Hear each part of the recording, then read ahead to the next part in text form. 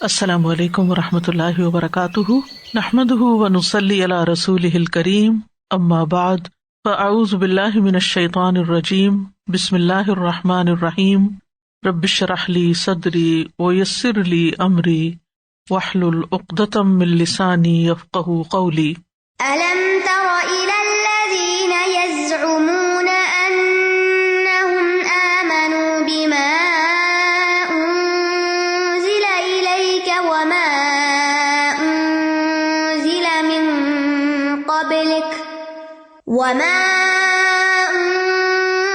مِن قَبْلِكَ يُرِيدُونَ أَن يَتَحَاكَمُوا إِلَى الطَّاغُوتِ وَقَدْ أُمِرُوا أَن يَكْفُرُوا بِهِ وَيُرِيدُ الشَّيْطَانُ أَن يُضِلَّهُمْ ضَلَالًا بَعِيدًا۔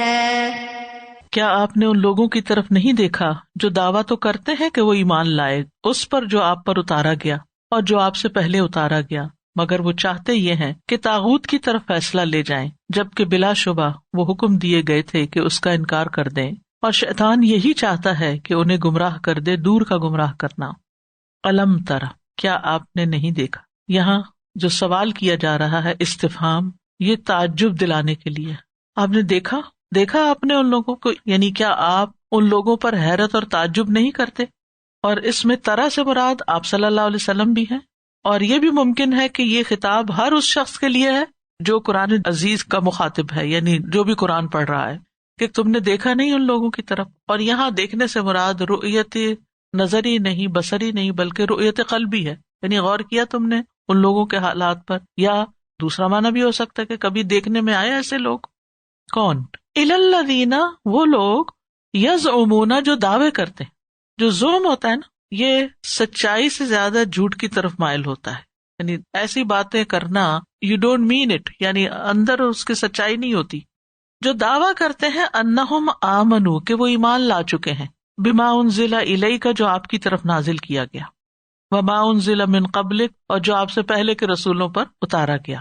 لیکن عملی زندگی میں ان کا طریقہ کیا ہے؟ یریدون، وہ چاہتے کیا ہے؟ ان یتحاکموا الی الطاغوت، کہ اپنے فیصلے طاغوت سے کروائیں، طاغوت کے پاس فیصلے لے جائیں۔ پیچھے کہا کہ نا جب جھگڑا ہو تو پھر کیا کرو؟ اللہ اور رسول کی طرف جاؤ، تو وہ اللہ رسول کو چھوڑ کر طاغوت کی طرف جانا چاہتے ہیں، دعویٰ کرتے ہیں ایمان کا اللہ اور اس کے رسول پر، اور عملی زندگی میں ان کو چھوڑ کر کسی اور کی طرف جاتے ہیں۔ وقد امروا ان یکفروا بہ، اور حالانکہ انہیں حکم دیا گیا تھا کہ وہ اس کے ساتھ کفر کریں، انکار کریں۔ تو ایسے کون لوگ تھے جو اس طرح کے کام کریں؟ یہ کس کی طرح بھی ہو سکتی ہے؟ منافقین کی، یعنی یہ منافقین کا دعویٰ تھا کہ وہ ایمان کے دعوے کرتے تھے، قرآن پر ایمان کا دعویٰ، پچھلی شریعتوں پر ایمان کا دعویٰ، لیکن باہمی جھگڑوں میں وہ قرآن کو حکم نہیں بناتے تھے بلکہ طاغوت کو۔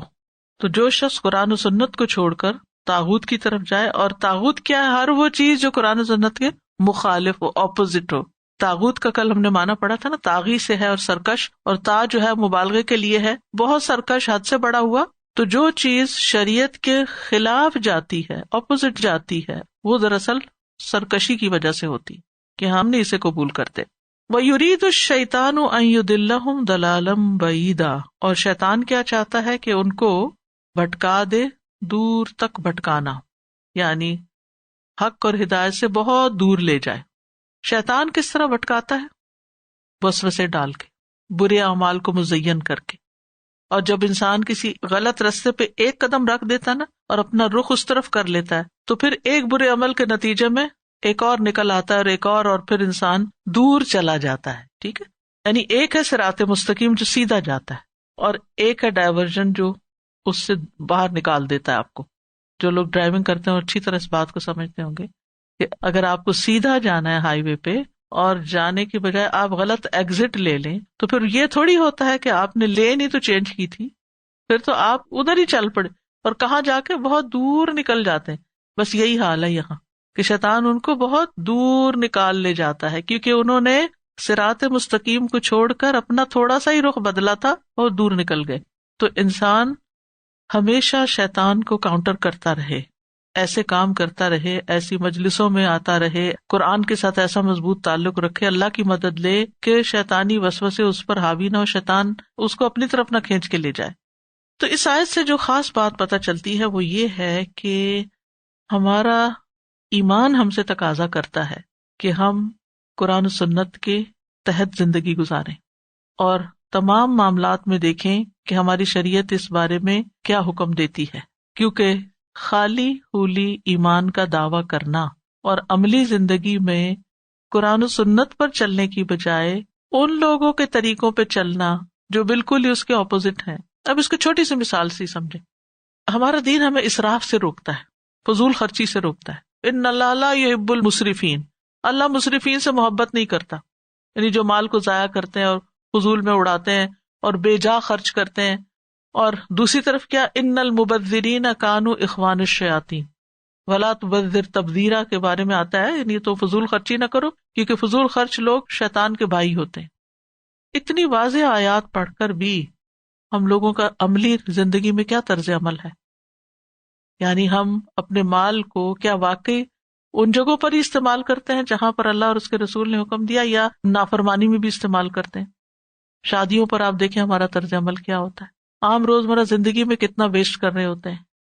اسراف کیا ہے؟ بخل کا اپوزٹ ہے، یعنی اپوزٹ اس معنی میں کہ بخل ہے کسی کو کچھ نہ دینا، اور اسراف یہ حد سے بڑھ کے خرچ کرنا۔ تو ہمارا طریقہ کا ان دونوں ایکسٹریمز کے بیچ میں ہونا چاہیے، اعتدال میں ہونا چاہیے۔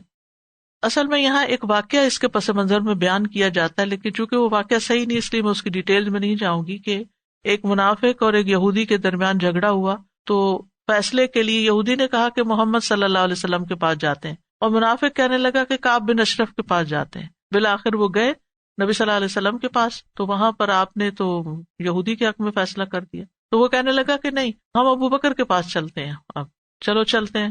انہوں نے بھی یہودی کے حق میں فیصلہ کر دیا، کہتے کہ چلے اب عمر کے پاس چلتے ہیں۔ تو نے کہا کہ اللہ کے رسول صلی اللہ علیہ وسلم نے فیصلہ کر دیا اور ابو بکر نے فیصلہ کر دیا، اور اس کے بعد وہ تلوار لے کر آ کر اب یہ فیصلہ کرے گی تمہارا۔ قصہ چونکہ ثابت نہیں ہے اس لیے، لیکن بیان یہی کیا جاتا ہے۔ تو یہ اگر ایک فرضی قصہ بھی ہو تو یہ ایک مثال ہے۔ وَإِذَا قِيلَ لَهُمْ تَعَالَوْا إِلَى مَا أَنزَلَ اللَّهُ وَإِلَى الرَّسُولِ رَأَيْتَ الْمُنَافِقِينَ يَصُدُّونَ عَنكَ صُدُودًا۔ اور جب ان سے کہا جاتا ہے کہ آؤ تم اس کی طرف جو اللہ نے نازل کیا، اور آؤ رسول کی طرف، تو آپ منافقوں کو دیکھتے ہیں کہ وہ آپ کی طرف آنے سے رک ہی جاتے ہیں، نہیں آتے۔ یعنی جب ان کی خیر خواہی کی جاتی ہے اور ان کو سمجھایا جاتا ہے کہ اختلاف میں، جھگڑے میں آؤ اس چیز کی طرف جو اللہ نے نازل کیا، اور محمد صلی اللہ علیہ وسلم کی طرف آؤ، آپ کی سنت کی طرف آؤ، تو بظاہر ایمان کا دعویٰ کرنے والے اس وقت اس کو ناپسند کرتے ہیں اور روگردانی کرتے ہیں۔ اور پھر رأیت المنافقین یصدون عنک صدودا، آپ منافقوں کو دیکھتے ہیں کہ وہ آپ سے اعراض کرتے ہیں، رک جاتے ہیں، یعنی تکبر کا مظاہرہ کرتے ہیں، بات نہیں مانتے۔ سورۃ لقمان میں آتا ہے وَإِذَا قِيلَ لَهُمُ اتَّبِعُوا مَا أَنزَلَ اللَّهُ قَالُوا بَلْ نَتَّبِعُ مَا وَجَدْنَا عَلَيْهِ آبَاءَنَا۔ جب ان سے کہا جاتا ہے کہ پیروی کرو اس کی جو اللہ نے نازل کیا، تو کہتے ہیں بلکہ ہم اس کی پیروی کریں گے جس پر ہم نے اپنے باپ دادا کو پایا۔ اب آپ دیکھیے کہ آج مسلمانوں کا کیا حال ہے۔ ویسے کلمہ پڑھتے ہیں، نمازیں بھی پڑھ لیں گے، لیکن جب رسم و رواج کی باری آتی ہے، فوتگی ہو یا کوئی شادی ہو یا کوئی اور موقع ہو، تو اس وقت وہ کیا کہتے ہیں کہ ہمارے ہاں ایسا ہوتا ہے۔ یعنی واضح سنتوں کو پیچھے کر کے ہمارے ہاں سے مراد یہ ہمارے آبا و اجداد یہ سب کچھ کرتے رہے، تو ہم تو اسی طریقے پر چلیں گے۔ اس کے برعکس سچے مومن کیا کہتے ہیں؟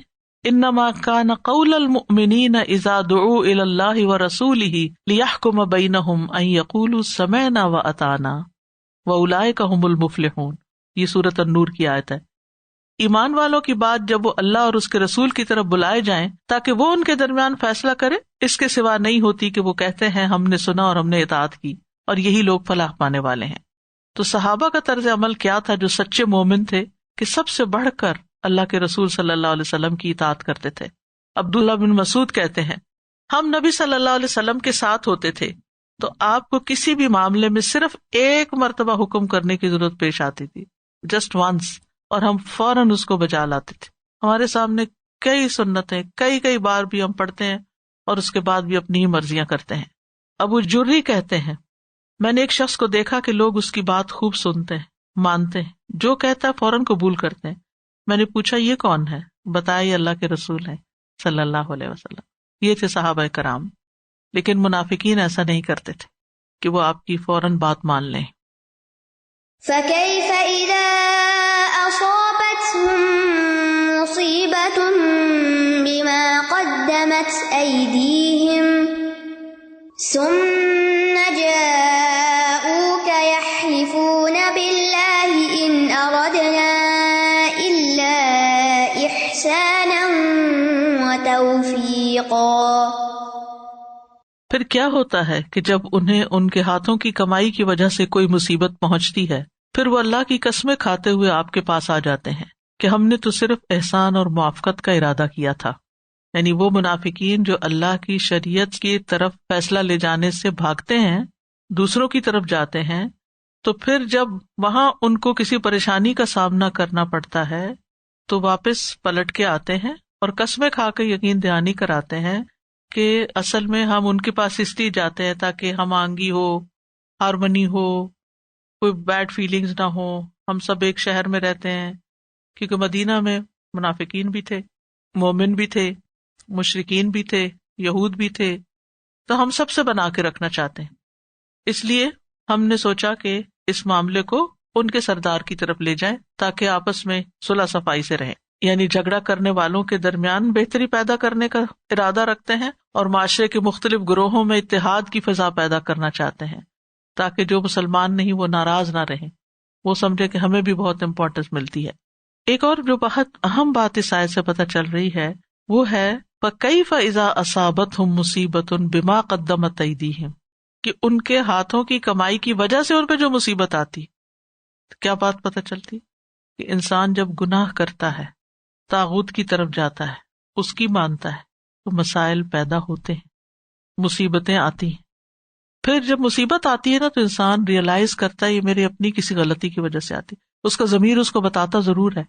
پھر انہیں معذرت کرنے کی سوچتی ہے کہ اچھا ہم نے نبی صلی اللہ علیہ وسلم کو ناراض کیا تھا تو ہم آپ کے ساتھ جا کے سوری کر لیتے ہیں، ایکسکیوز کر لیتے ہیں.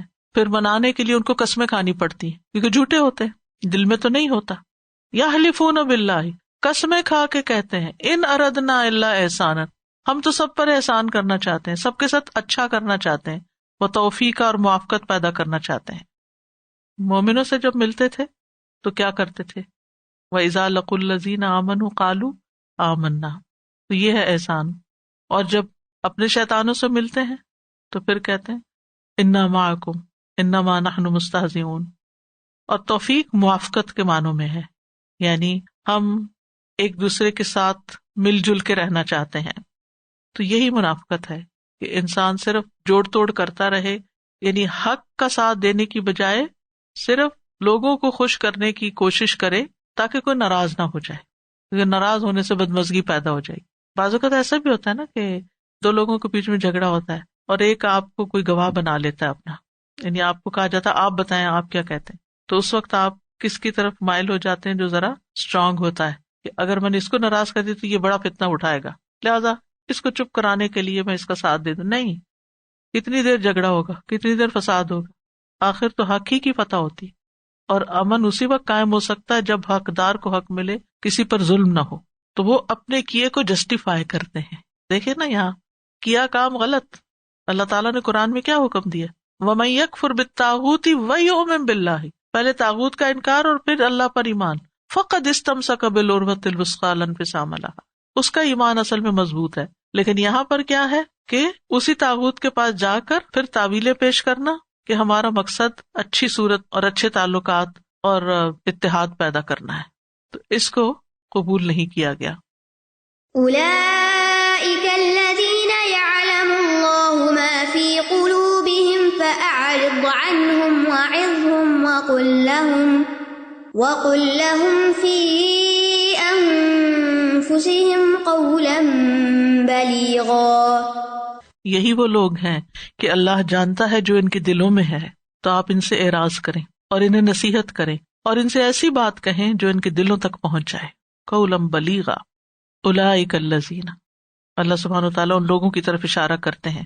یعلم اللہ ما فی قلوبہم، یہ اوپر سے آ کے چاہے قسمیں کھاتے رہے لیکن اللہ کو پتا ہے کہ ان کے دلوں میں اصل بات کیا ہے، یعنی یہ اپنی منافقت اور کفر چھپاتے ہیں. تو ہمارے لیے کیا ہے کہ ہم ظاہر کے مطابق فیصلہ کریں. اللہ سبحانہ وتعالیٰ منافقوں کو خوب جانتا ہے، لیکن مومن اپنی فراست کے ذریعے ان کے کلام، گفتگو، سٹائل اس سے بھی سمجھ جاتا ہے کہ یہ صحیح سچی بات کر رہے ہیں یا پھر بناوٹی باتیں کر کے خوش کرنے کی کوشش کر رہے ہیں. سورۃ محمد میں آتا ہے وَلَوْ نَشَاءُ لَأَرَيْنَاكَهُمْ فَلَعَرَفْتَهُمْ بِسِيمَاهُمْ، اگر ہم چاہیں تو ضرور تجھے وہ لوگ دکھا دیں، پھر یقیناً تو انہیں ان کی نشانی سے پہچان لے گا. اور یہ فراست انسان کو کب ملتی ہے؟ جب انسان کا ایمان مضبوط ہوتا ہے، اس کے اندر سچائی ہوتی ہے، تو وہ پھر منافقوں کی گفتگو کے لہجے سے ان کو پہچان جاتے ہیں. وَلَتَعْرِفَنَّهُمْ فِي لَحْنِ الْقَوْلِ، یہ بھی سورۃ محمد میں ہی آتا ہے، اور تو انہیں ان کے بات کرنے کے انداز سے پہچان لے گا. تو پھر ان کے ساتھ آپ کیا معاملہ کریں جب وہ دھوکہ دیں آپ کو آ کے اس طرح کے جھوٹی قسمیں کھا کے؟ فَأَعْرِضْ عَنْهُمْ، اعراض برتیں، یعنی آپ ان کے ساتھ ہلکان نہ ہوں، بہت پریشان نہ ہوں. کتنا خوبصورت حل بتایا گیا، جسٹ اگنور دیم، ان کے بارے میں وری نہ کریں، ان کے بارے میں پریشان ہو. اچھا ہمارا حال کیا ہوتا ہے؟ ہم اپنے آپ کو ہلاک کرنے میں تل جاتے ہیں اگر کوئی ہمیں دھوکہ دے جائے. اگر ہمیں پتا چل جائے کہ کسی نے ہمارے ساتھ جھوٹ بولا ہے، ہمیں چیٹ کیا ہے، ہمیں دھوکہ دیا ہے، کیونکہ یہ سب منافقت کی علامتیں، تو ہم اس کے بعد کیا کرتے ہیں؟ اپنے ساتھ اپنے آپ کو ختم کر دیتے ہیں. ہمیں سارے کا یہی حال ہے. قرآن کیا سولوشن دیتا ہے جو بہترین سولوشن ہے؟ یہ ایسے ہی ہیں، انہوں نے نہیں بدلنا، کیونکہ بدلنا چاہتا ہی نہیں. یہ عادتیں ان کی گٹی میں پڑی ہوئی ہیں. کیا کرو؟ اعراض برتو، اگنور کرو. سبحان اللہ. اگنور کرنے کا مطلب یہ کہ زبان سے کہنے کی بھی ضرورت نہیں کہ مجھے سب پتہ چل گیا. یعنی بعض اوقات ہم تو پھر بتا کے ہی چھوڑتے ہیں نا، اس کے بغیر چین نہیں آتا. نہیں، بات ہی نہ کرو. اعراض تجاہل عارفانہ نہیں ہوتا، جس طرح کہتے ہیں کہ ایسے کرو کہ جیسے مجھے پتہ ہی نہیں ہے. کیونکہ اگر اس گند کو کھولے گا نا انسان، وہ اور قسمیں کھائے، وہ تو پہلے ہی قسمیں کھا رہے ہیں، تو پہلے جھوٹ بول رہے ہیں، 2-4 اور قسمیں کھا لیں گے، مسئلہ تو حل نہیں ہونا، وہ تو وہی رہے گا. تو لکیر پیٹنے والی بات ہے، اپنے آپ کو ہلکان کرنے والی بات ہے جو پتہ ہے. اچھا بچوں کے ساتھ بھی بعض اوقات بعض بچے ایسے ہوتے ہیں یا بعض لوگ ایسے ہوتے ہیں کہ ہمیں پتہ ہوتا ہے کہ یہ سچی بات نہیں کرتے، بات کچھ اور ہے، یہ کچھ اور کر رہے ہیں. وہاں بھی یہ رویہ اختیار، کیونکہ اگر آپ ان کے پیچھے پڑ جائیں گے نا، آپ ان کو دلائل بھی دے دیں گے نا کہ میں نے پکڑ لیا تمہیں، یہ دیکھو میرے پاس ثبوت ہے، تو اور حیا اتر جائے گی. وہ جسے پنجابی میں جھاکا کہتے ہیں نا، وہ جھاکا اتر جائے گا. اور اس کے بعد کیا ہوگا کہ وہ اور ڈھیٹ بن کے اور اپنی غلطی میں پکے ہو کے اور زیادہ کام خراب کریں گے. فَأَعْرِضْ عَنْهُمْ، یعنی یہ اس قابل نہیں کہ ان کے معاملے میں اتنی جان کھپائی جائے. اور یہاں تک کہ منافقین سے آپ نے کبھی جنگ بھی نہیں کی تھی. حضرت عمر اور حضرت خالد بن ولید جیسے کہتے تھے کہ ہمیں اجازت دیں ہم ان کے ساتھ اڑائیں، تو آپ ان کو بھی روک دیتے تھے. فَأَعْرِضْ عَنْهُمْ. جابر بن عبداللہ کہتے ہیں عمر رضی اللہ عنہ ایک دن عبداللہ بن ابی کے بارے میں کھڑے ہو کر عرض کرنے لگے، اے اللہ کے رسول، مجھے اس منافق کی گردن اڑانے کی اجازت دیں. نبی صلی اللہ علیہ وسلم نے فرمایا ایسا نہ کرو، لوگ کہیں گے محمد اپنے ہی ساتھیوں کو قتل کرنے لگے ہیں، چھوڑ دیں ان کو. لیکن وعظہم، ان کو واعظ کیجیے. وقل لہم فی انفسہم قولا بلیغا، تربیت کرنی ہے نا بچوں کی تو یہ کریں، ان کو اچھی سی بات بتائیں، جان کے کہ انہوں نے یہ کیا ہے، منہ پہ آ کے تانا دینے کی بجائے اس کو نوٹ کر لیں، پھر اس پہ اسٹڈی کریں، اس پہ ریسرچ کریں کہ اب اس کو کس طرح سمجھانا ہے. پھر آپ اچھی سی نصیحت کریں، دلائل سے سمجھائیں، بغیر مینشن کیے کہ مجھے پتا چل گیا کہ تم نے یہاں چیٹ کیا ہے. اور ان کو ایسی بات کریں جو ان کے دلوں کو لگ جائے. اور دلوں کو لگنے والی باتیں لمبی چوڑی نہیں ہوتی، ٹو دا پوائنٹ ہوتی ہیں، چھوٹی سی ہوتی ہیں. آخرت کی بات کریں، موت کی بات کریں، نقصان کی بات کریں. اور یہ آس پاس ہی لوگ ہوتے ہیں نا بعض اوقات ایسے، تو ان کی عادتوں کا پتہ ہوتا ہے کہ ان کو کون سی بات لگ، ان کا ویک پوائنٹ کیا ہے، کہاں سے یہ سمجھیں گے، کس چیز سے سدھریں گے. اور بعض وہ بات ہوتی ہے جس میں ترغیب و ترہیب دونوں ہوتی ہے، یعنی رغبت دلانے والی بات بھی ہوتی ہے، کوئی بینیفٹس بھی بتائے جاتے ہیں اور نقصان سے بھی ڈرایا جاتا ہے، خوف بھی دلایا جاتا ہے. اور کالم بلیغا بس دل کو چھو جائے، ہارٹ ٹچنگ. بلیغ کہتے ہیں بلاغت والی، یعنی حد کو پہنچی ہوئی. اور جو بات جتنی واضح، ٹو دا پوائنٹ اور صحیح ہوتی ہے اور یقینی ہوتی ہے، وہ اتنی زیادہ اثر بھی کرتی ہے. نبی صلی اللہ علیہ وسلم نے فرمایا کہ ان من البیان لسحرا، بعض بیان جادو کا اثر رکھتے ہیں. ایک آپ کی بات دل میں اتر جاتی ہے تو زندگی بدل جاتی ہے. اسی طرح علیحدگی میں نصیحت کرنی چاہیے، کسی کے سامنے نہیں. قل لہم فی انفسہم، فی انفسہم، انہی کے نفسوں میں، انہی کو، ادھر ادھر نہیں. ہم کیا کرتے ہیں پھر اس بات کو کبھی کسی سے ڈسکس کرتے، کبھی کسی سے، کبھی کسی سے، اس سے نہیں کرتے، یا کرتے ہیں تو لڑائی کرتے ہیں، حاصل کچھ بھی نہیں. فی انفسہم، ان کے ساتھ اکیلے میں راز میں رکھتے ہوئے نصیحت کریں، اس سے مقصد حاصل ہوگا. اصل میں تو مقصد حاصل کرنا ہے نا، نہ کہ لڑائی اور فتنہ ڈالنا گھر میں. تو اس آیت سے یہ بات پتہ چلتی ہے کہ کوئی بھی گناہ گار ہو یا غلطی کر کے آیا ہو تو اس سے اعراض کیا جائے، خیر خواہی کی جائے، یعنی خیر خواہی ضرور کی جائے، کیونکہ ایسے بندے کے ساتھ تو پھر ہم خیر خواہی کرنا بھی نہیں چاہتے. لیکن قرآن کیا کہتا ہے؟ خیر خواہی کرو، پوری اچھی طرح نصیحت کرو جس سے مطلوب حاصل ہو جائے. وآخر دعوانا ان الحمد للہ رب العالمین. سبحانک اللہم وبحمدک، اشہد ان لا الہ الا انت، استغفرک واتوب الیک. السلام علیکم ورحمۃ اللہ وبرکاتہ.